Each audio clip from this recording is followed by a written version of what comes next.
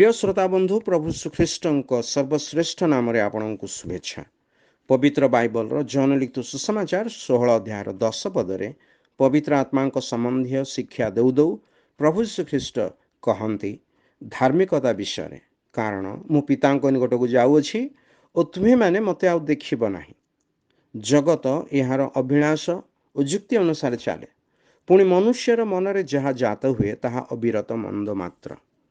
निजर पतित अवस्था रही सुधा से निजर कार्य को यथार्थ बोली कही जुक्ति करे। प्रभु श्रीख्रीष्ट अपना जीवन शिक्षा और कार्य द्वारा अपना को यथार्थ प्रमाणित कले। पुणी मनुष्य को पापर दंडरू रक्षा करने निमंते ईश्वर ग्रहण योग्य मार्ग तैयारी कले। मनुष्यर पापर बोझ बहन करी से आपे क्रूसरे बलिदान हेले और मृत मान मध्य तृतीय दिवस उत्थित होई आमर परित्राणर मार्ग तैयारी कले। अधार्मिक मान निमंते से धार्मिक व्यक्ति आपना को बलिदान कले।